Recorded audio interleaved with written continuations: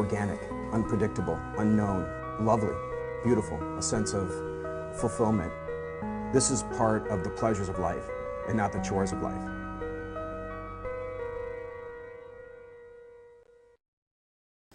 Silence within the UI student government. On this Monday edition of Daily Iowan TV, we've got the story. In caucus recount, the results of the Iowa Democratic Caucus recount were announced. We've got a hoops-filled sports show today with highlights from men's basketball. And 2 new Iowa Student Athletes of the Month coming up. All the latest news coming your way. You're watching Daily Iowan TV.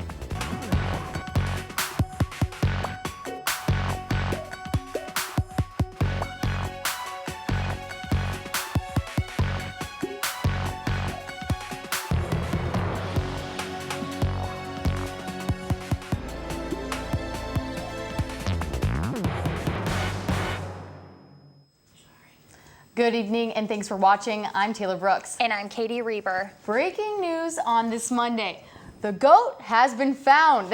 Yes, Willie, the goat that has been wandering around North Liberty, Coralville, and Iowa City for the past 10 days has finally been found. Wonderful. He will definitely get back safe and everyone is very, very excited about that. Absolutely.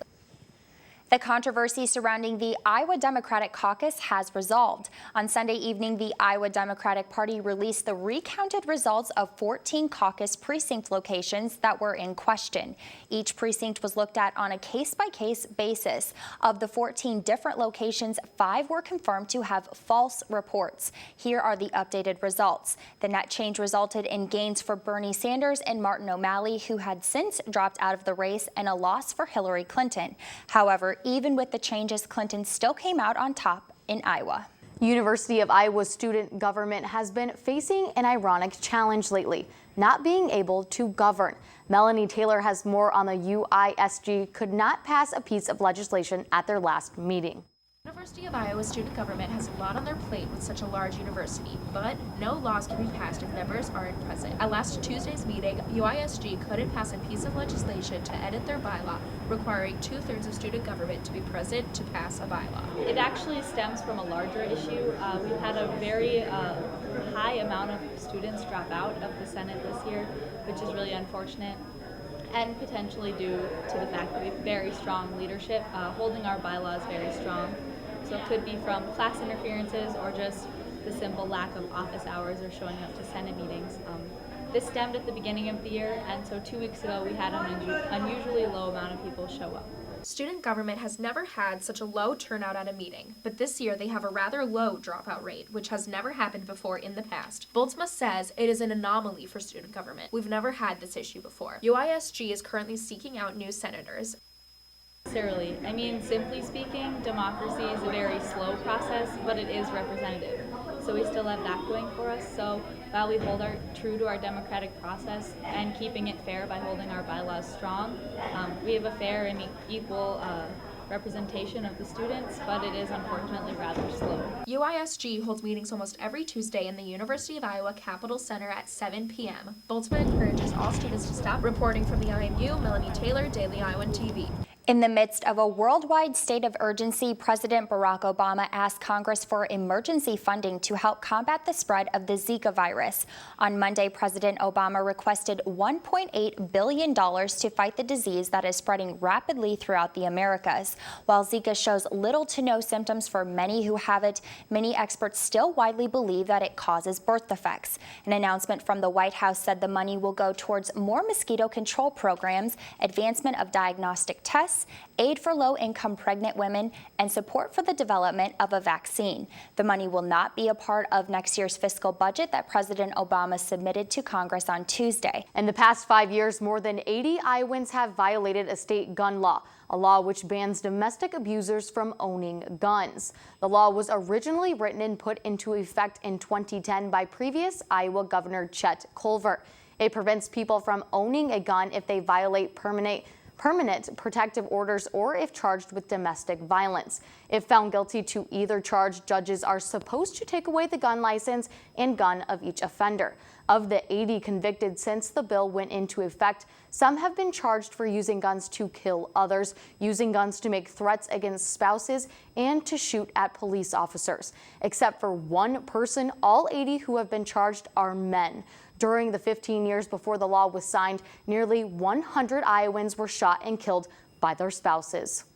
Gas prices just keep falling across Iowa and the United States. A report from GasBuddy.com says the average price of gas in Iowa has fallen 8.4 cents per gallon. The national average also fell by 5.2 cents, down to $1.74 per gallon. In the last 36 hours, GasBuddy shows that gas prices in Iowa City are as cheap as $1.50 at some gas stations. On average, prices are cheaper by over 30 cents per gallon than last year.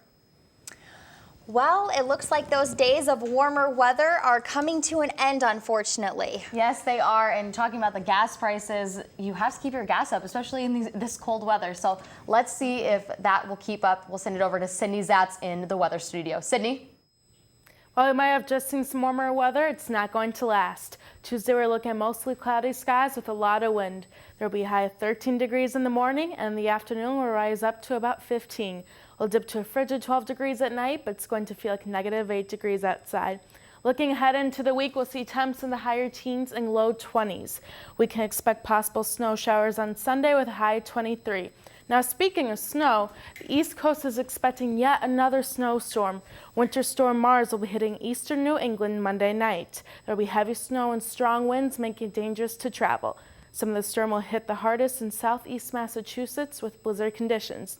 That's the weather report for the week. Make sure to stay warm out there. Back to you guys.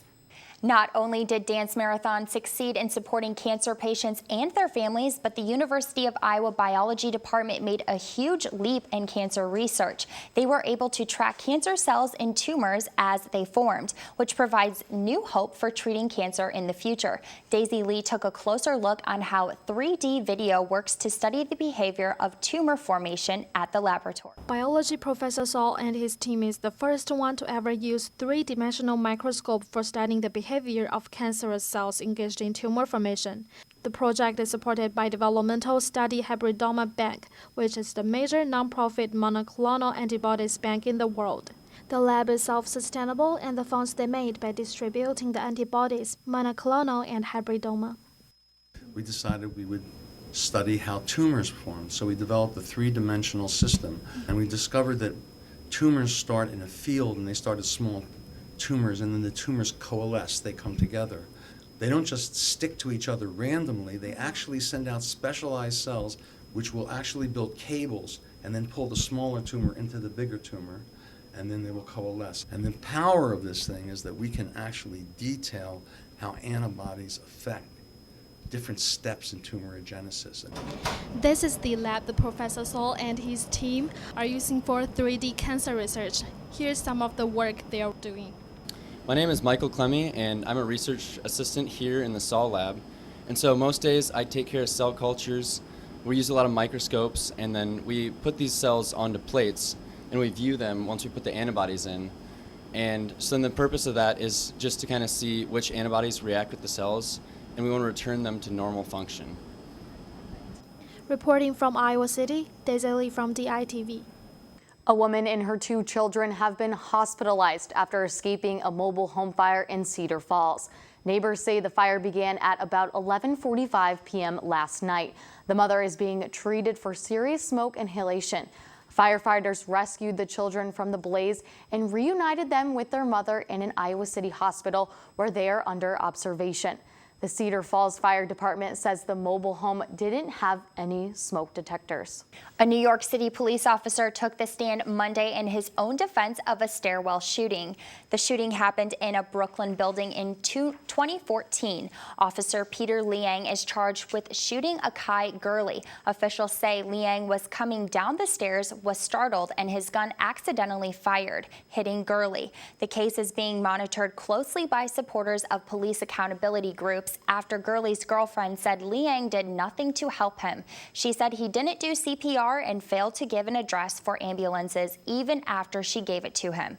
Liang became emotional during his testimony and briefly left the courtroom in the middle of it. Very, very sad news in New York, but we take it back to Iowa City for some college hoops. Yes, nothing to be sad about here in Hawkeye Athletics. What's up over in the sports studio, Zach and Hannah?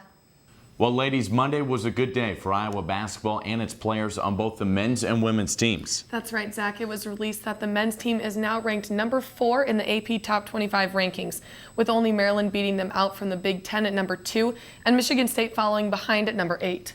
Iowa also revealed the 2 new student athletes of the month as junior men's basketball player Peter Jock and sophomore women's basketball player Chase Coley have both played crucial parts on the court and have been interacting within the community in positive ways. Unfortunately, even with Coley's skills, the women's team had a rough weekend with a loss against number 14 Michigan State. The loss came after a hard-fought game that came down to a handful of free throws, leaving the score at 74-69 Michigan State. Now moving from the women's team, Iowa men's basketball kept their Big Ten race to the top going after a border trip to Illinois on Sunday. It was much less of the bench contributing this time and a lot more of that core starting 5 that made the win happen. Katie Reber and Taylor Brooks made the trip themselves and tell us more about Iowa's transition defense and about one player who had a double-double in points and rebounding. Illinois came out fighting on Sunday, and Iowa quickly caught up to them by changing a few things around. It really was nothing more than change their rhythm, because they were comfortable when they were cooking. They were driving it, and their athletes were being effective, and we just use our length and try to make sure they don't get any second shots out of the zone.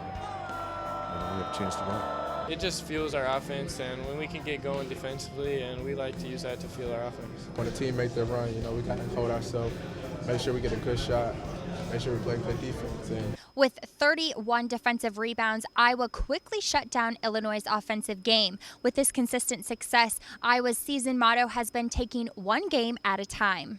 We just look to really take it one game at a time. You're in a situation like this, an environment like this, and they make a run at you. There was, like I said at the very beginning, there was no panic, and that's what happens when you have experienced guards. We never panic, and I think that's why we've been so good on the road this year. And that's where a lot of our success comes from. And teams are going to make runs, and especially on road environments, and we always keep our composure. Iowa will head to Indiana on Thursday night to take on the Hoosiers. Taylor, what are you reading over there?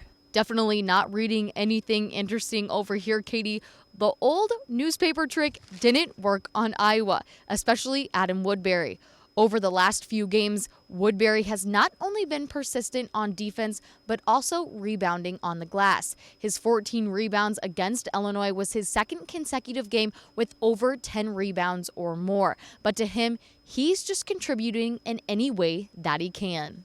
This is what it's like having Adam Woodbury on your team. He's really good getting his own rebound, getting every rebound at that. He goes after the board, every time. He's good with his energy. He's always on the boards. I mean, he got 14 boards again today. I mean, he's a force on the boards, and so that definitely helps us. Game by game, Woodbury is playing at an elite level. Adam has really, established himself, I think, as a premier rebounder in this country. 5 of those rebounds giving Iowa second chance points. It gave us a couple extra opportunities, especially late. I mean, anytime we can get easy second chance points, that obviously helps our team and limits them being able to run out on us. So we try to clear out the glass as much as possible and get some easy ones. The stat line even proved Woodbury had the most assists on the team with 4, something that doesn't normally happen. It doesn't happen very often that the 5-man does that, and usually our guards are getting them all. And if Woodbury keeps playing at this level, whenever he's playing like that, we're pretty deadly at every spot. Reporting inside the State Farm Arena in Champaign, Illinois, for Katie Reber, I'm Taylor Brooks for Daily Iowan TV Sports.